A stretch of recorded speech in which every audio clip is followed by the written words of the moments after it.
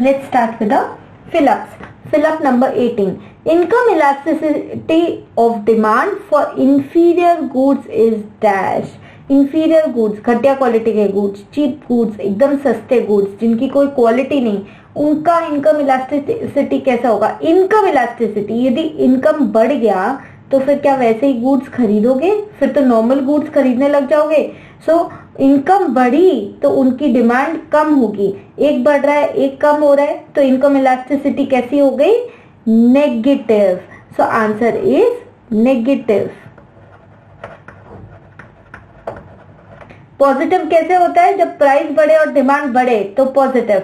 जब ये प्राइस की बात है, यहाँ इनकम इलास्टिसिटी यदि बोल रहे हैं, इनकम बढ़ी तो इंफीरियर गुड्स की डिमांड हम या तो कम कर देंगे या बंद कर देंगे.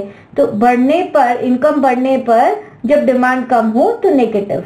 Cross elasticity of demand is applicable to dash goods. Cross elasticity demand हमेशा इज एप्लीकेबल टू कॉम्प्लीमेंट्री और substitute goods. So right substitute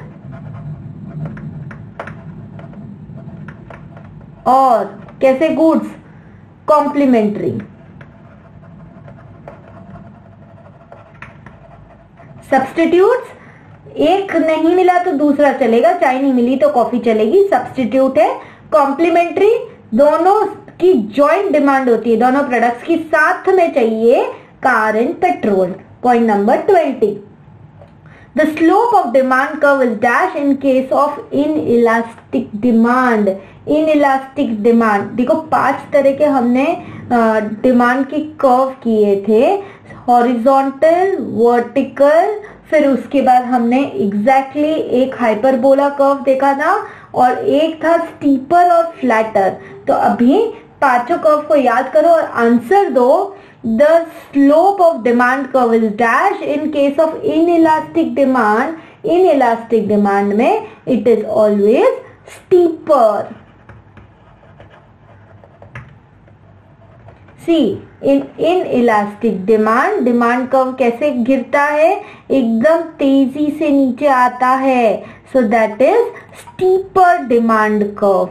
The slope of demand curve is dash in case of elastic demand. Elastic demand में तेजी से नीचे नहीं आता. It is a relatively flatter demand curve. So this is a flatter demand curve. So the answer will be the slope of demand curve is flatter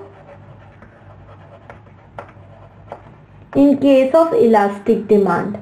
Point number 22. In case of unitary elastic demand, the total outlay of the consumer before the price change and after the price change will be. Total outlay मतलब क्या? Total खर्चा, total expenditure. Unitary elastic demand में क्या होगा? Unitary elastic में क्या होता है? Elasticity of demand is equal to 1 होता है. Right, elasticity of demand is 1. Unitary elastic demand that is proportionate change. जितना प्राइस में चेंज हुआ उतना ही क्वांटिटी डिमांडेड में एग्जैक्टली उतना इफेक्ट आता है. सो प्राइस चेंज के पहले और प्राइस चेंज के बाद टोटल एक्सपेंडिचर सेम रहता है. So the answer will be that will remain same in case of unitary elastic demand where ED, elasticity of demand, is equal to 1. Point number 23. If the change in quantity demanded is proportionate to the change in price, change in quantity demanded पूरी proportionate है to change in price, the elasticity of demand of the commodity will be exact proportionate change है. तो unitary elastic, that is elasticity of demand will be equal to 1.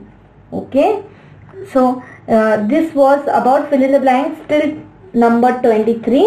Next we'll continue in the next video.